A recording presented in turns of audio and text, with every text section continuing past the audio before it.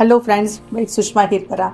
Weight લોસની સિરીઝમાં ફરી એકવાર આ જ ક્વેશ્ચન આવ્યો કે બેન સલાડ તો મેં કીધું ખાવું જોઈએ ને, તો કે પણ એનાથી બહુ ભૂખ લાગે છે, તો શું કરવું? એના રસ્તા બતાવો. સલાડથી વધારે ભૂખ નથી લાગતી. એકચ્યુઅલી સલાડ તો ફાઈબર છે, તમને પેટમાં સારું પડે, પણ તમને મનમાં એવું બેસી જાય છે કે સલાડ ખાઈએ તો થાય.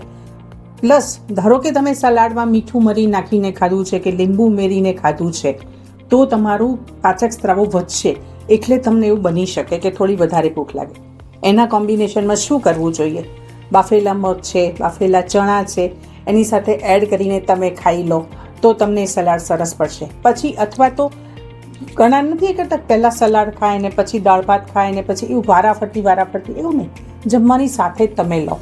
એટલે શું થશે કે તમને ટોટલ ઇન્ટેક તમારો કેટલો થાય તમને ખબર પડશે. આ તો પહેલાં સલાડ ખાઈ દીધું પછી જમે, એટલે પછી પેટ ખાલી રહે, એટલે તકલીફ પડે. તમે ટોટલ ઇન્ટેકના રૂપમાં એને લેશો ને તો તમને બહુ જ સારું રહેશે. પછી એ તમે કાચું પાકું બનાવીને પણ આપણે ત્યારે સૌરાષ્ટ્રમાં અને સંભારો કહે છે એ રીતે પણ તમે લઈ શકો, અને કાચું સલાડ પણ તમે ખાઈ શકો. તમે કોઈ પણ ટોપિંગ્સ નાખીને ખાઓ, પણ સાથે થોડું ફૂડ અને ખાસ તો પ્રોટીનવાળું કંઈક ઉમેરી દો ને તો તમને થોડુંક સરસ હેવી પણ પડે અને ડાયજેસ્ટ પણ થશે, પ્રોટીન પણ ડાયજેસ્ટ થઈ જશે, અને સલાડથી તમને અતિશય ભૂખ પણ નહીં લાગે.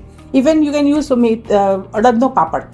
અડદના પાપડની સાથે તમે સલાડ, ધારો કે નથી બહાર આપણે ખાતા મસાલા પાપડ, તેમાં તમે શેકેલો પાપડ અડદનો લઈને એની સાથે ખાઓ તો પણ તમને આ હેવી, તમને સરસ પેટ ભરાઈ જશે. આ તમે વચ્ચે ક્યારેક તમારે જમવાનું ઓછું હોય કે એવું હોય એની સાથે પણ તમે એડ કરીને લઈ શકો. આ પણ એક ઉપાય છે.